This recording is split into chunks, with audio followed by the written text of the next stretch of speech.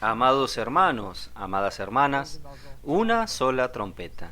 Hoy vamos a hablar sobre los mensajes que el hermano Esdra y el hermano Pedro dieron el fin de semana pasado. Fue muy rico, muy disfrutable. El Señor habló mucho con nosotros.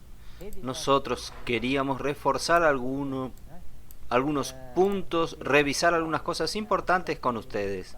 El hermano Pedro comparó a las 7 iglesias de Apocalipsis con las 7 parábolas de Mateo 13.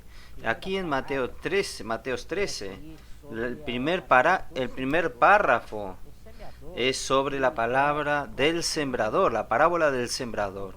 El sembrador es el mismo Señor Jesús, que Él salió para sembrar. Y la semilla es la semilla del reino. Y esta semilla es la palabra. La palabra es nuestra semilla.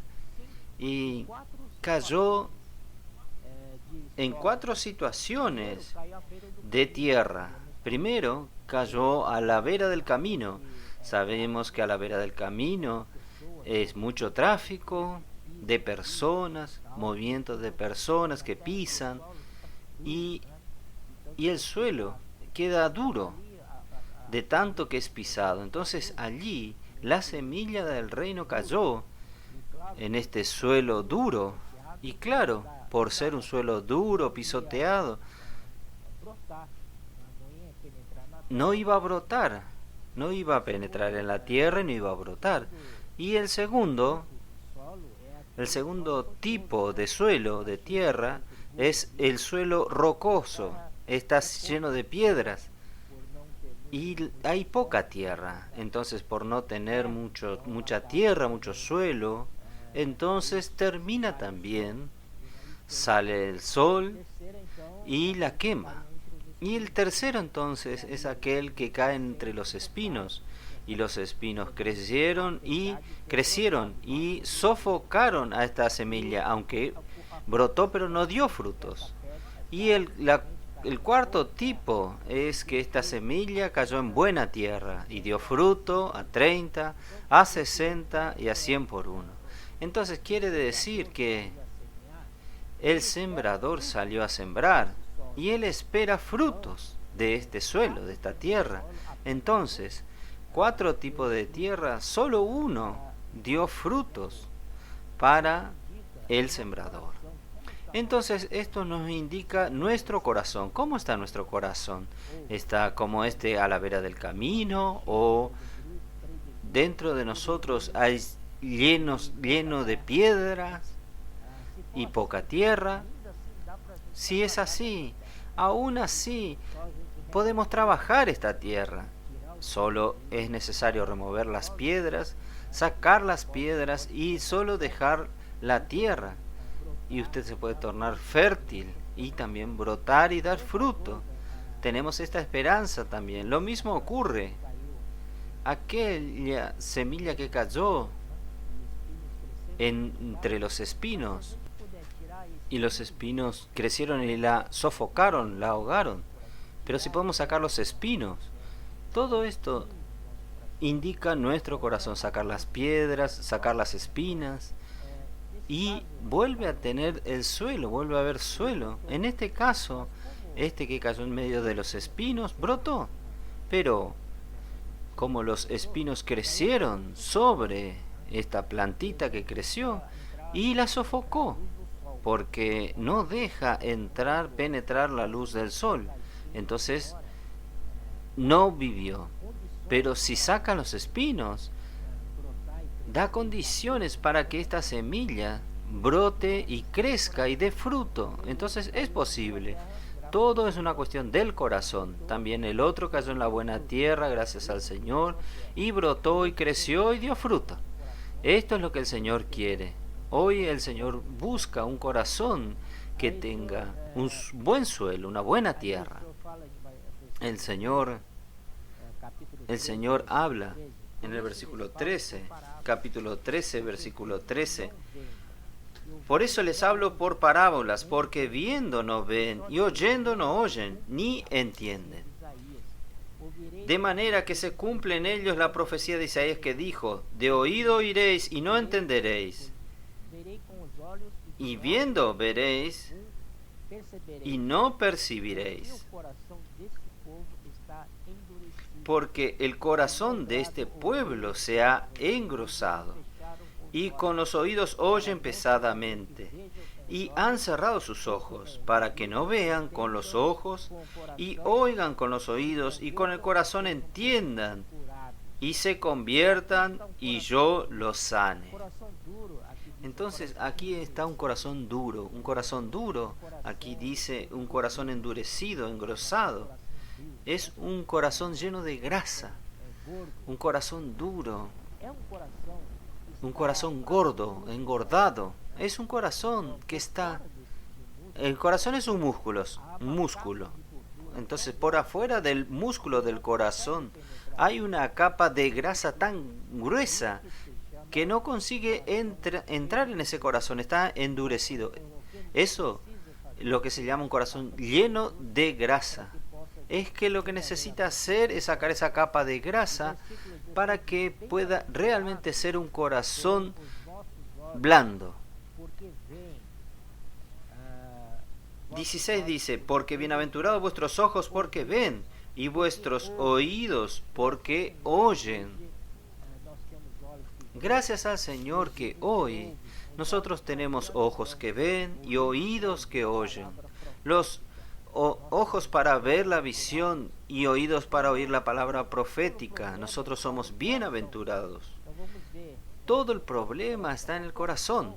Entonces vamos a ver el corazón. El corazón para Dios tiene que ser un corazón puro. Un corazón puro es un corazón vuelto a Dios, vuelto al Señor. Él solo tiene un enfoque y una única meta, mirar solo al Señor. Él no mira las cosas alrededor de Él, ni para la derecha ni a la izquierda. Él mira firmemente al Señor. Entonces este es un corazón puro. Primera Timoteo 1, 5, que a los hermanos les gusta siempre citar para nosotros en sus palabras. Primera Timoteo 1:5 dice así: pues el propósito de este mandamiento es el amor nacido de corazón limpio, de buena conciencia y de fe no fingida. Entonces usted puede ver, este corazón puro tiene una conciencia limpia y fe sin fingimiento. Corazón puro es el que tiene un enfoque. Él no consigue enfocarse dos cosas al mismo tiempo. Él solo tiene un enfoque. Su meta es hacer la voluntad de Dios. Y él solo tiene una meta. Él no tiene dos metas. Él no tiene una meta de lo que Dios quiere y él tiene otra meta particular. No existe eso. Nosotros somos así. O nosotros nos enfocamos en una cosa, no conseguimos enfocarnos en dos cosas al mismo tiempo. Si comenzamos a enfocarnos en dos cosas al mismo tiempo, no hacemos ni una ni la otra. Entonces, nosotros vemos el versículo que dice así: no podemos servir a dos señores. O agradamos a uno y desagradamos al otro, o agradamos a otro o desagradamos al primero. O sea, o usted agrada a uno o al otro. Un corazón puro es aquel que solo quiere agradar al Señor, hacer su voluntad, la voluntad de Dios. Ese es el corazón.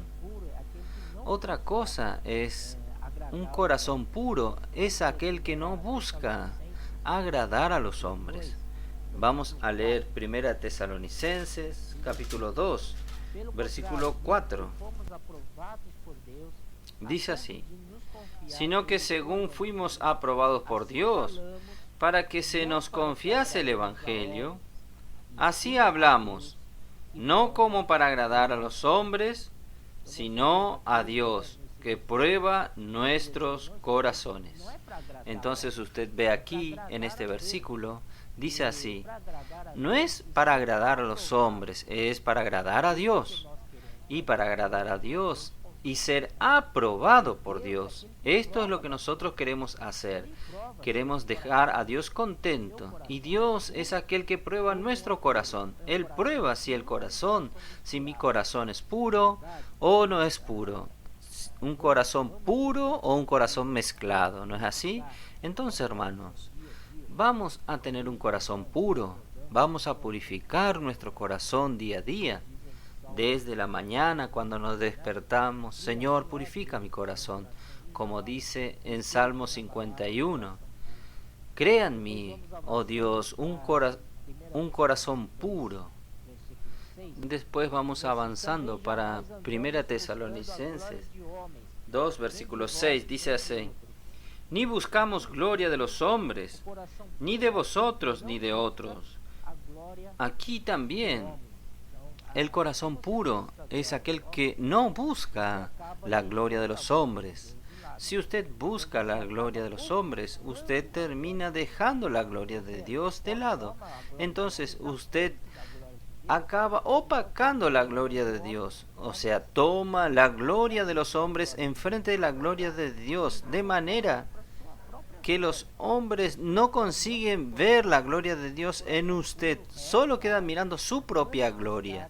Esto es no tener un corazón puro. Un corazón puro es para manifestar la gloria de Dios. Y también 1 Tesalonicenses 2:13 dice así: Por lo cual también nosotros aún sin cesar damos gracias a Dios, de que cuando recibisteis la palabra de Dios, que oísteis de nosotros, la recibisteis no como palabra de hombres, sino según es en verdad palabra de Dios, la cual actúa en vosotros los creyentes. Entonces, aquí está, aquí nosotros aceptamos de buen agrado la palabra profética dada para nosotros, confiamos en esta palabra profética y hemos recibido y tenemos seguridad que esta palabra va a producir una operación de Dios que es eficaz en nuestras vidas. Entonces, la palabra profética, cuando nosotros aceptamos, cuando nosotros recibimos esta palabra profética, lo que produce es una operación, es práctica. Entonces usted tiene la palabra y usted tiene la obra. Y la palabra profética es la que opera eficazmente en cada uno de nosotros. Esto es muy bueno. Esta palabra profética también nosotros vamos a leer Zacarías capítulo 4, un candelabro todo de oro. De los dos lados del candelabro tenemos dos olivos y encima del candelabro tenemos una especie de reservorio que sale del reservorio 7 tubos, cada tubo para alimentar una lámpara del candelero. Y encima de estos reservorios nosotros tenemos dos ramas que vierten aceite dorado para dentro de ese reservorio. Estas dos ramas también pueden ser dicho como dos picos de oros. Entonces vierten aceite para el reservorio y del reservorio se distribuye para todas las lámparas del candelero. Entonces es un abastecimiento automático. ¿Qué quiere decir? Es una mezcla de la palabra con el espíritu. Entonces la palabra profética que llega hasta nosotros, si nosotros tenemos un corazón puro, ella se torna espíritu en nosotros, como Jesús dijo. El espíritu es el que da vida. Las palabras que yo os he hablado son espíritu y son vida. Las palabras de Él, del Señor, es espíritu y también el espíritu nos da vida. Entonces, esta palabra que nos da vida, la palabra de Dios, sin irnos mucho tenemos 2 Pedro capítulo 2, que nosotros conocemos muy bien este versículo. Segunda Pedro capítulo 1:19 dice: tenemos también la palabra profética más segura, a la cual hacéis bien en estar atentos como a una antorcha que alumbra en lugar oscuro, hasta que el día esclarezca y el lucero de la mañana salga en vuestros corazones. Entonces, hermanos, nosotros estamos en una tiniebla tremenda, en una noche muy oscura, donde el reino de Satanás domina. Entonces nosotros tenemos la palabra profética en esta noche oscura, que es como una antorcha que brilla, no nos deja en la oscuridad. En la misma oscuridad podemos ver, podemos andar por la luz de esta palabra profética. Y esto hasta que el día amanezca, para que la palabra profética va a conducirnos en las tinieblas, hasta que el día aclare, que es la venida de nuestro Señor Jesucristo, y la estrella de la mañana salga en vuestros corazones.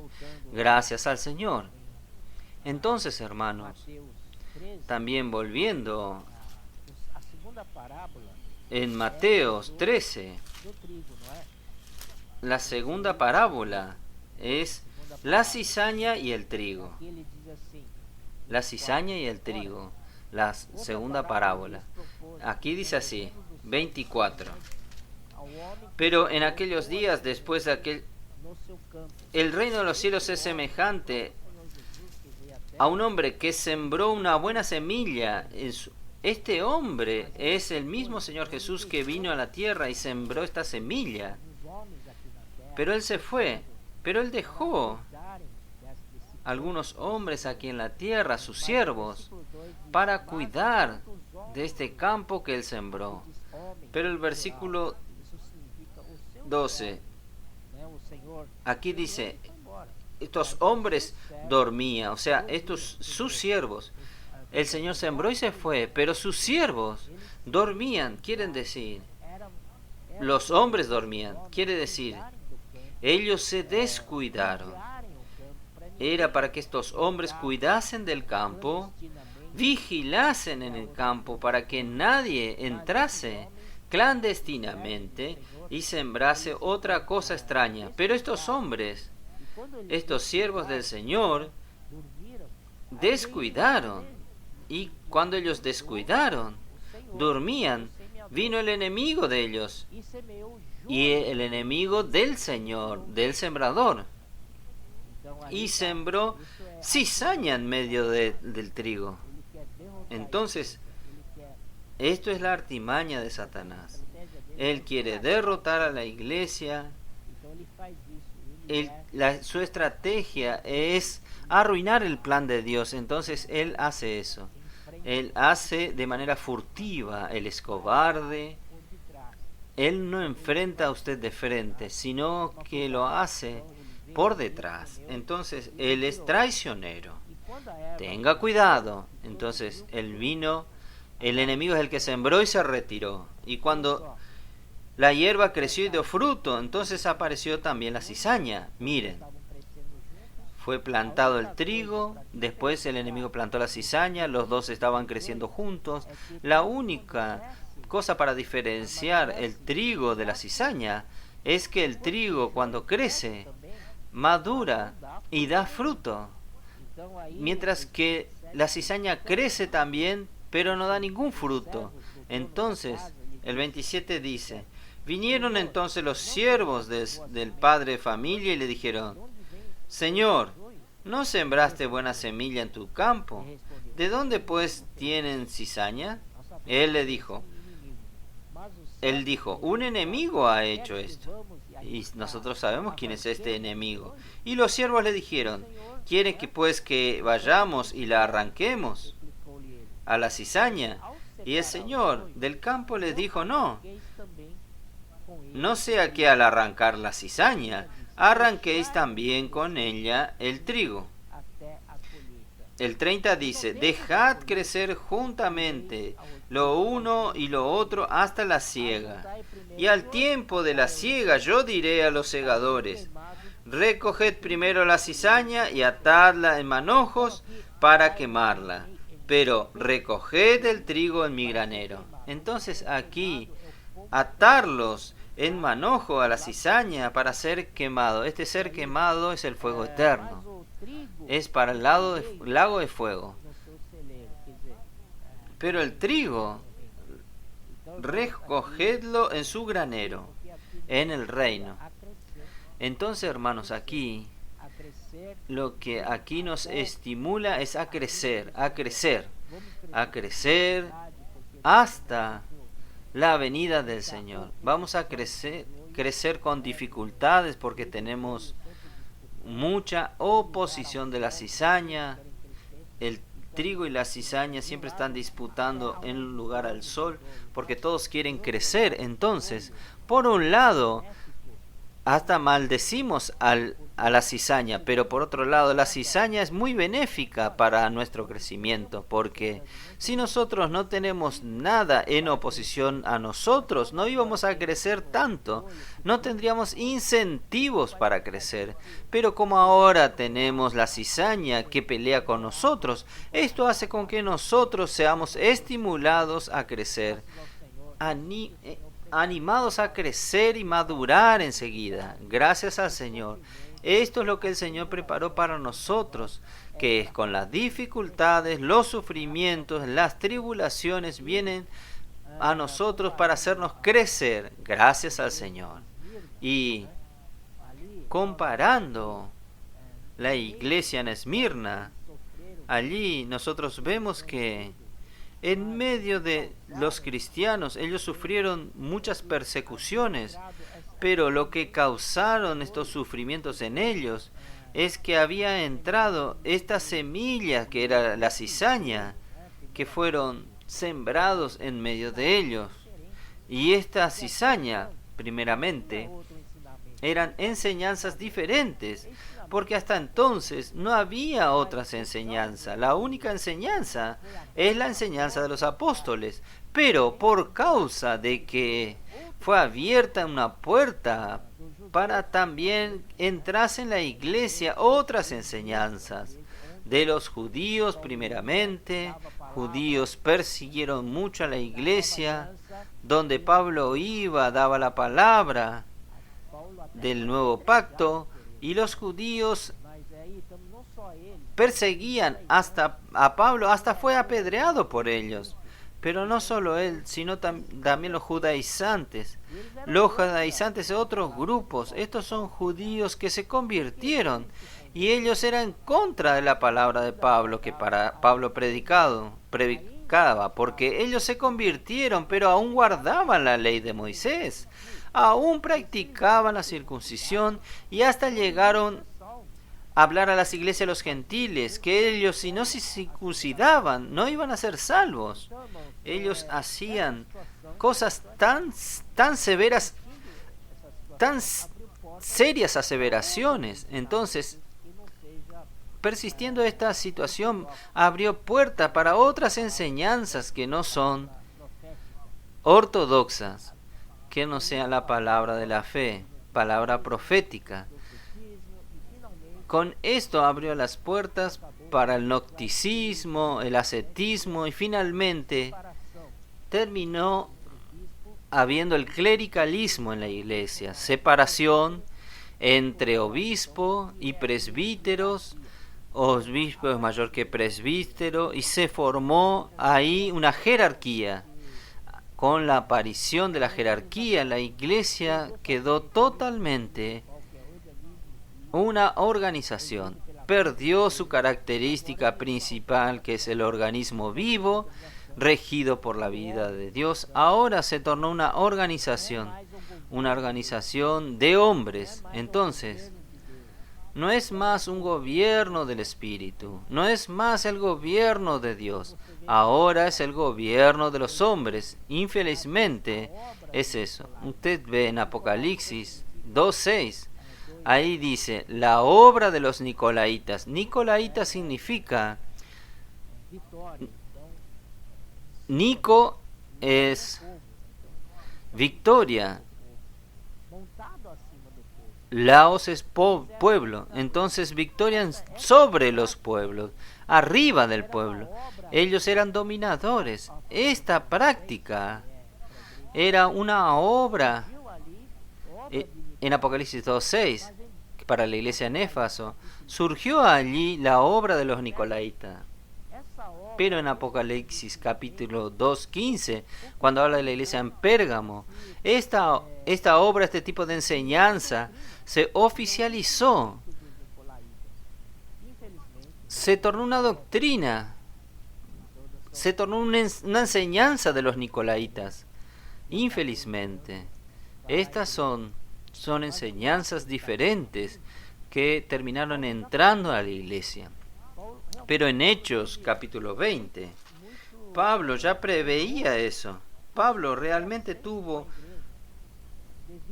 mucho temor que eso sucediese con la iglesia, debido a los hermanos responsables que había.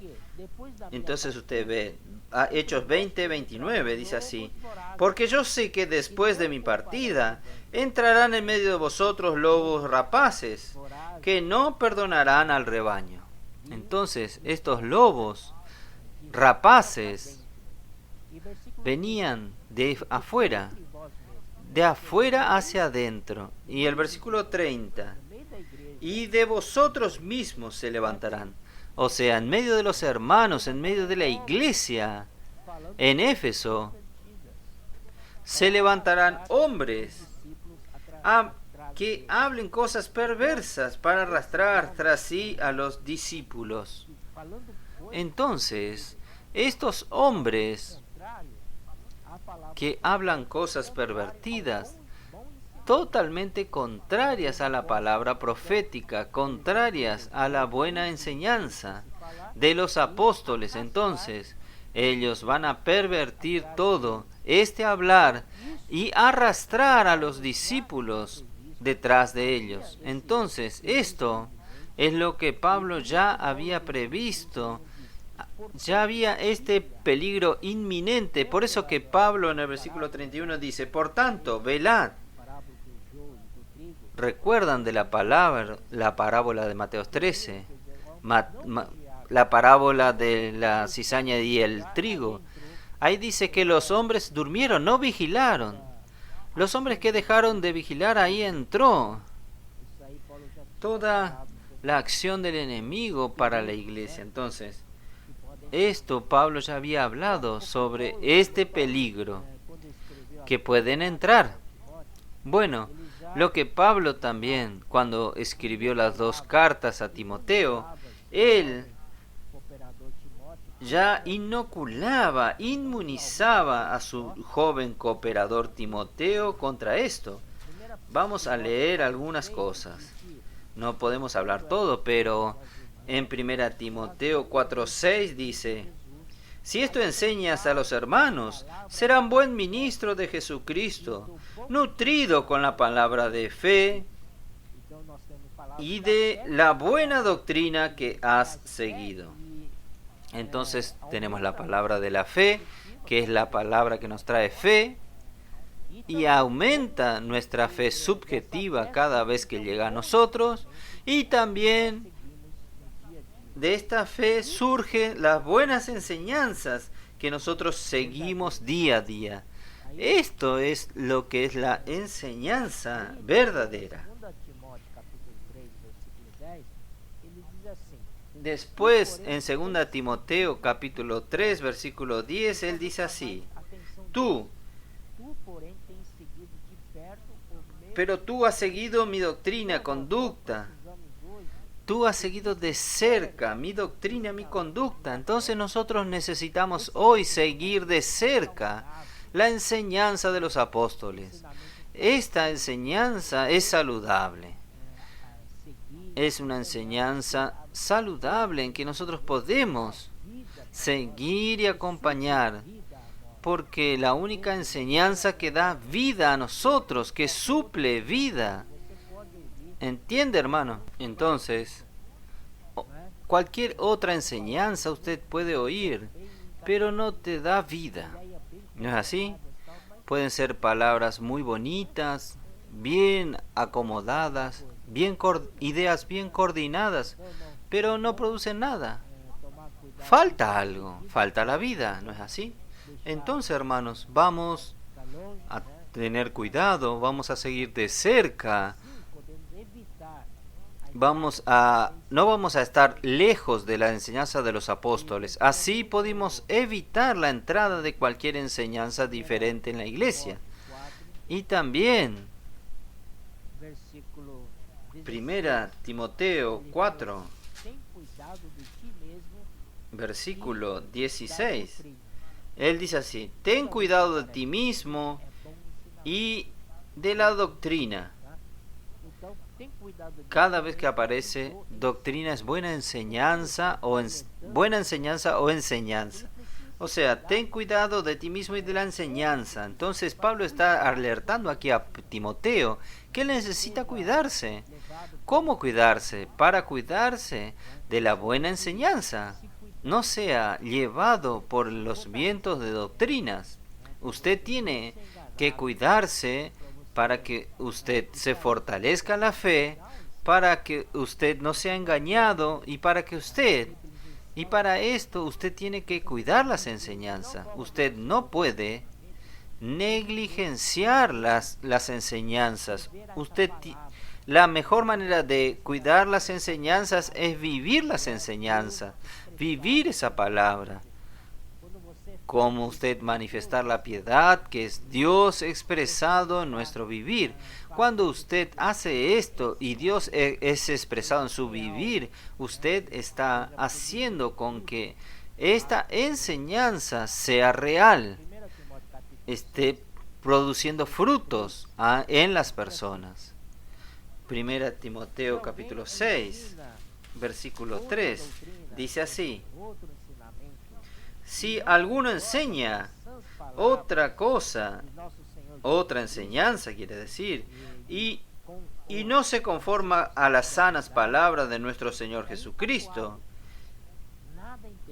y a la doctrina que es conforme a la piedad, está envanecido, nada sabe, y delira acerca de cuestiones y contiendas de palabras, de las cuales nacen envidias, pleitos, blasfemas, malas sospechas, disputas necias de hombres, corruptos de entendimiento y privados de verdad, que toman la piedad como fuente de ganancia. Entonces usted puede ver aquí, si alguien enseña otra enseñanza que no concuerda con las sanas palabras de nuestro Señor Jesucristo, las palabras de nuestro Señor Jesucristo, concordar con esta palabra es seguir la buena enseñanza de los apóstoles, ¿es verdad?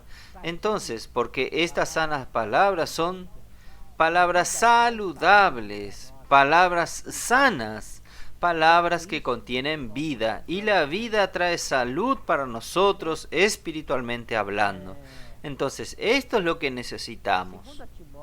También,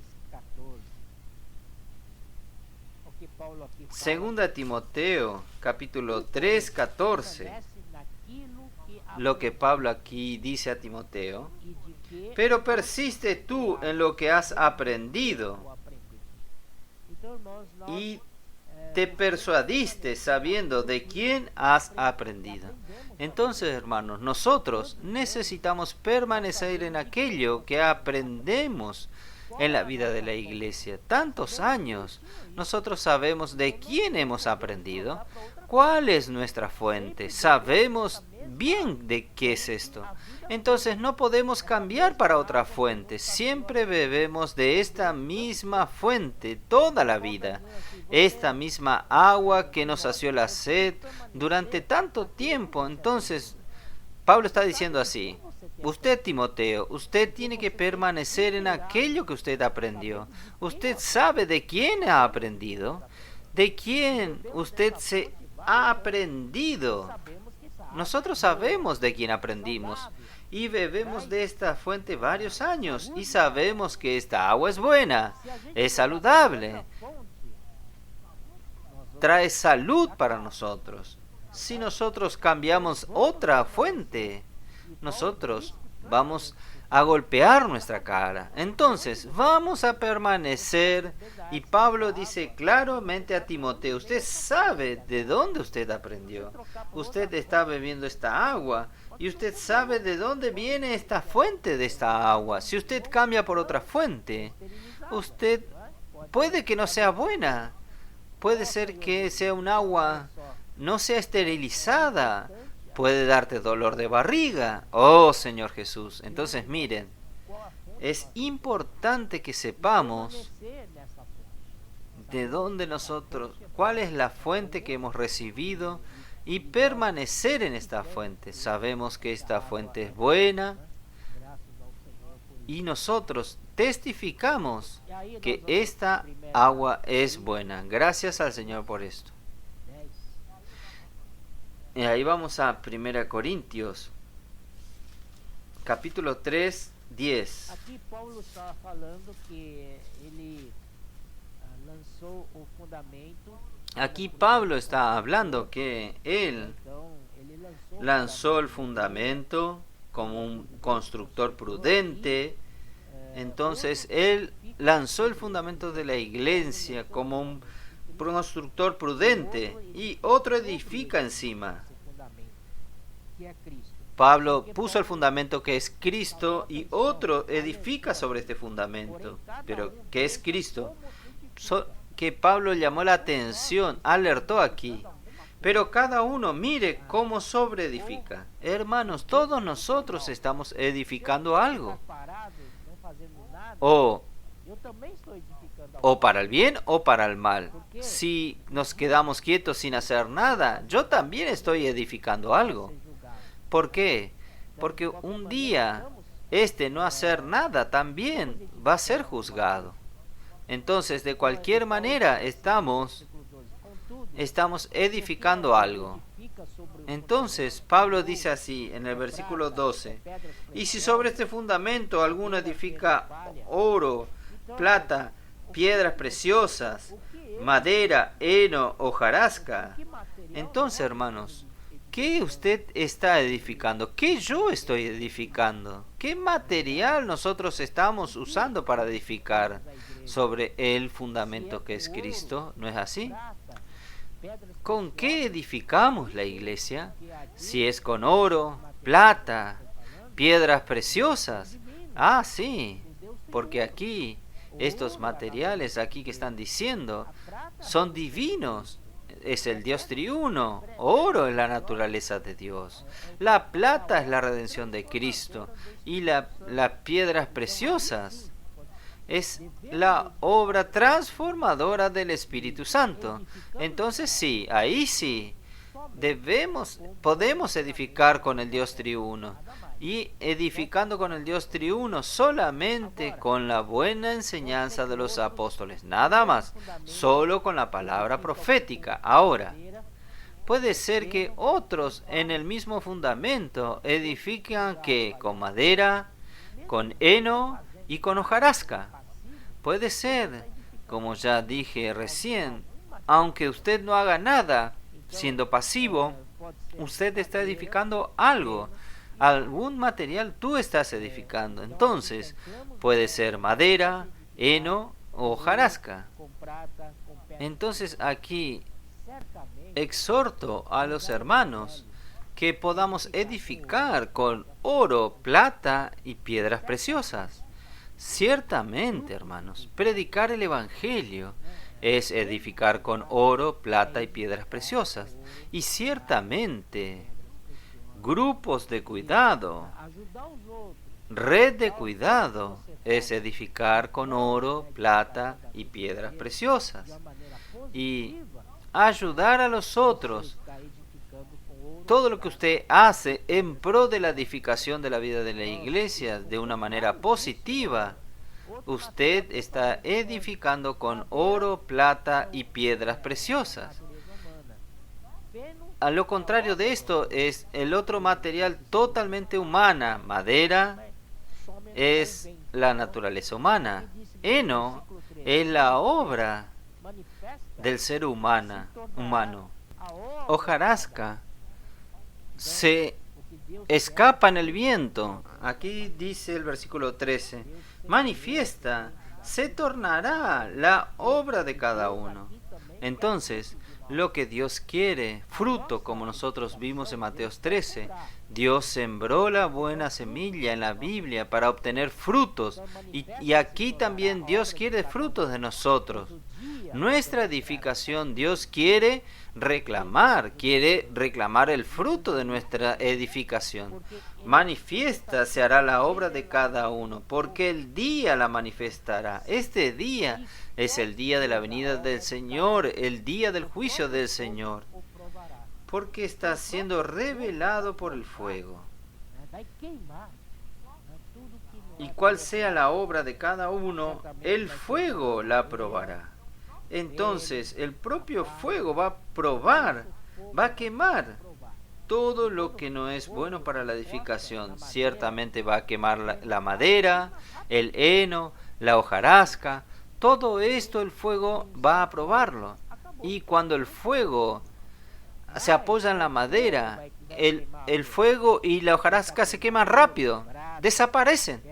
En un instante para el otro, ¡puf!, terminó, se consumió todo. Pero con el fuego va a quemar ¿qué? Va a intentar quemar el oro, la plata, las piedras preciosas. No lo consigue. Entonces, nuestra obra pasará por el fuego. Miren, presten atención en esto. Nuestra obra pasará por el fuego. Y él continúa. Si permanece la obra de alguien que sobre el fundamento edificó, éste recibirá galardón. Entonces, el fuego pasó y permanece nuestra obra. Gracias al Señor vamos a recibir galardón. Este galardón es el reino, es heredar el reino. Si la obra de alguien se quemare, sufrirá pérdida, si bien él mismo será salvo, aunque así como por fuego. Entonces no es la persona que va a quemarse, sino su obra.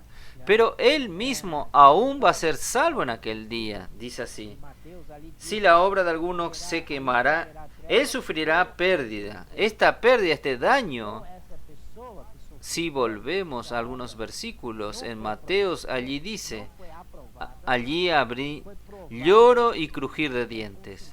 Entonces estas personas que sufren el daño porque su obra no fue aprobada, fue probado y fue consumido. Entonces, lo que Dios quiere es fruto. Entonces, esta persona sufrirá daño, pero no es permanentemente.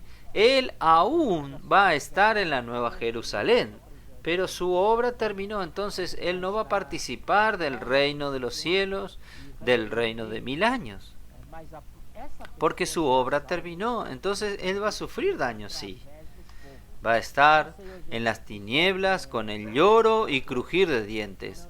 Pero esta persona será salva como a través del fuego. Oh Señor Jesús, estos son puntos tremendamente importantes. Ahora vamos a 2 Timoteo capítulo 2. 2 Timoteo capítulo 2, a partir del versículo 19. Quería mostrarle algo a ustedes. 2 Timoteo 2, 19 dice, comienza así: pero el fundamento de Dios está firme, teniendo este sello: conoce el Señor a los que son suyos. Aleluya por el fundamento de Dios que permanece. Esto nadie va a sacar. La iglesia es la casa del Dios vivo, columna y base de la verdad. Y esto también nunca va a ser sacado, porque esta verdad es el firme fundamento de Dios. El mismo Dios es la verdad y va a permanecer para siempre. entonces el fundamento de Dios está firme, teniendo este sello. Él tiene un sello, está sellado. Nadie consigue sacar también este sello. Conoce el Señor a los que son suyos. El Señor conoce. Si usted le pertenece a Él, Él le conoce a usted. Ah, pero hay tanta gente en medio de tanta multitud, yo no soy nada. No, no, no, no. Él lo está mirando a usted. Él te conoce. ¿Está bien? Esta sea una palabra de ánimo para usted. Y aún más, apártese de iniquidad todo aquel que invoca el nombre de Cristo. Entonces aquí usted tiene una llave. Es muy importante para usted ganar y ser aprobado por Dios, que apartarse de la iniquidad. Si usted invoca el nombre del Señor, usted puede apartarse de la injusticia. Lo que Dios no quiere es la injusticia. Dios quiere es justicia. Entonces ¿cómo usted hace para apartarse de la injusticia? Es invocando el nombre de Él. Oh Señor Jesús, oh Señor Jesús. Para ser justo no es por las obras. Por las obras usted nunca será justificado. Usted es justificado por la fe. ¿De qué manera? Invocando el nombre del Señor. Entonces usted será justificado. Entonces en el versículo 20 dice: pero en una casa grande no solamente hay utensilios de oro y de plata, sino también de madera y de barro, y unos para usos honrosos y otros para usos viles. Aquí habla de una gran casa.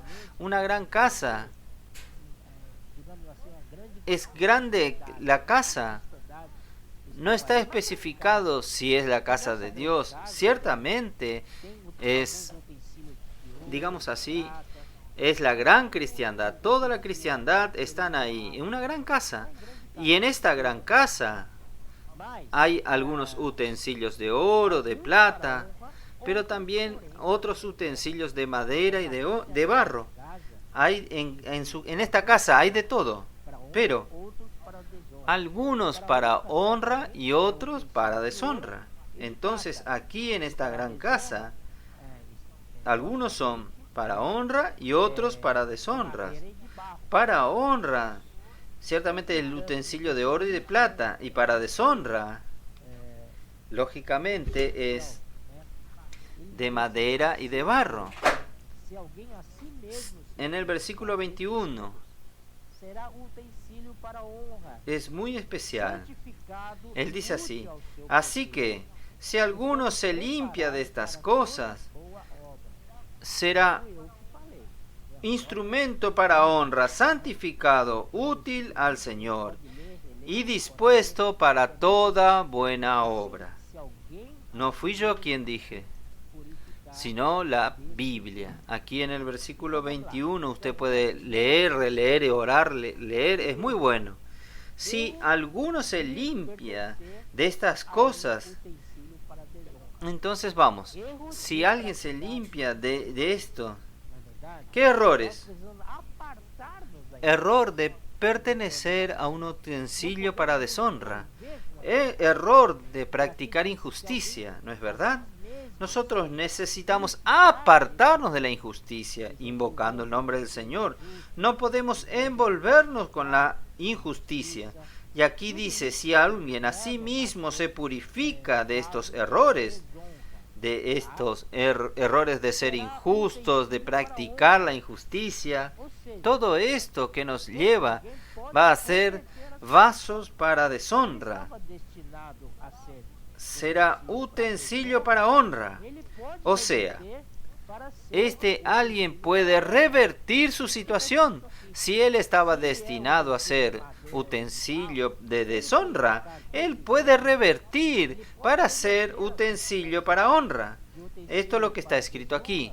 Si él es utensilio de madera y de barro, si él se purifica de estos errores, él puede revertir esta situación de utensilio para deshonra para utensilio de honra. Aquí dice así, ¿no es así? Si alguien a sí mismo se purifica de estos errores, Solo el no permanecer en estos errores, siguiendo las enseñanzas diferentes, enseñanzas que perjudican la edificación de la iglesia. Si él se arrepiente y vuelve a la luz del Señor, él puede. Hoy aún tiene chance para arrepentirse, aún tiene chance para él cambiar su situación, su condición, como Dios es misericordioso. Vamos a continuar leyendo. Santificado, útil al Señor. Quiere decir, él era un perseguidor, él era alguien inútil a su poseedor. Pero él se purifica de estos errores, él puede tornarse útil a su poseedor, él puede tornarse útil a su Señor. Entonces nosotros podemos ser útiles al Señor si nosotros nos purificamos de estos errores.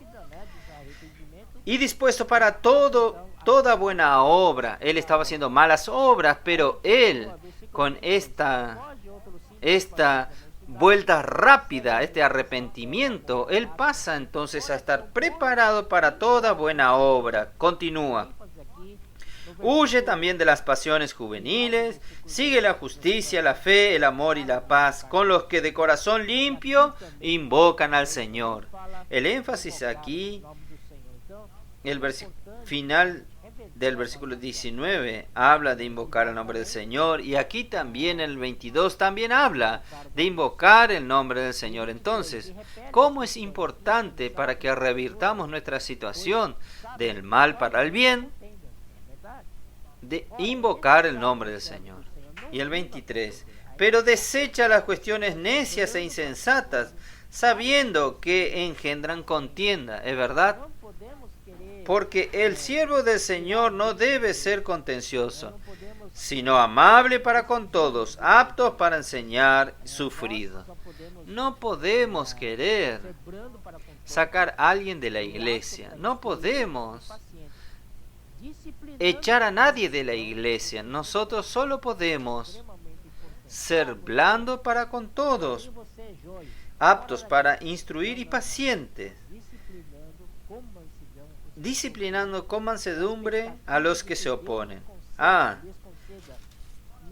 Para mí usted es cizaña, fuera de aquí. No, sino corrigiendo con mansedumbre. Por si quizás Dios les conceda que se arrepientan para conocer a la verdad. Nuestra intención es hacer que ellos se arrepientan del mal que le está causándole a la iglesia, para conocer la verdad.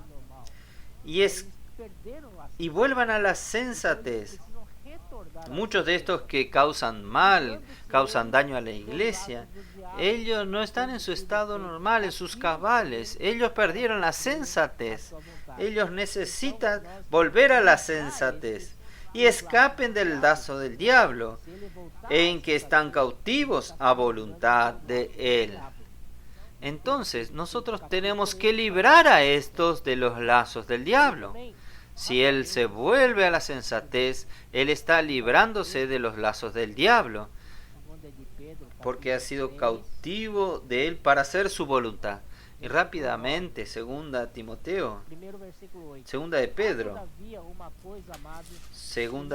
Pedro capítulo 3, versículo 9. Primero versículo 8. Mas, oh amados, no ignoréis esto, que para con el Señor un día es como 1000 años, y 1000 años como un día. El Señor no retarda su promesa, según algunos la tienen por tardanza, sino que es paciente para con nosotros, no queriendo que ninguno perezca, sino que todos procedan al arrepentimiento. Entonces, sino que todos lleguen al arrepentimiento. El Señor es muy longánimo.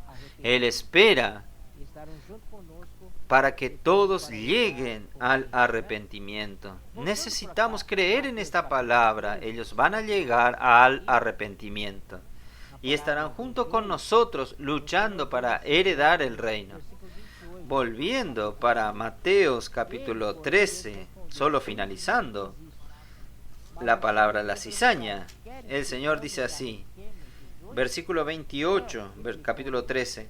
Él le dijo, un enemigo ha hecho esto. Y los siervos le dijeron, ¿quieres pues que vayamos y la arranquemos? Él les dijo, no, no sea que al arrancar la cizaña, arranquéis también con ella el trigo. Dejad crecer juntamente lo uno y lo otro hasta la siega. Y el tiempo de la siega yo diré a los segadores, recoged primero la cizaña, atadla en manojos para quemarla, pero recoged el trigo en mi granero. Entonces aquí el Señor no dejó que sus siervos arrancasen a la cizaña fuera del tiempo de la siega, sino que la dejasen a la cizaña junto con el trigo hasta el momento de la siega. Esto quiere decir que esta hora es hora de misericordia del Señor, para quien fuese cizaña tenga la oportunidad de arrepentirse y convertirse a ser un trigo. Entonces, este es el corazón de nuestro Dios, que Él no dejó quemar a la cizaña, arrancar a la cizaña directamente, porque si usted arranca la cizaña fuera del tiempo, usted puede perjudicar al trigo, porque las raíces de ellos están enmarañadas debajo de la tierra. Está todo conectado uno con el otro. No hay cómo separarlo. Entonces, esto es grande, hermanos. Es la gran gracia del Señor Jesús, la gran oportunidad, hasta misericordia del Señor para alcanzar a aquellos que se oponen, dándoles la oportunidad para arrepentirse. Muy rico este mensaje. Oh Señor Jesús. Amén. Gracias a ustedes. Jesús es el Señor.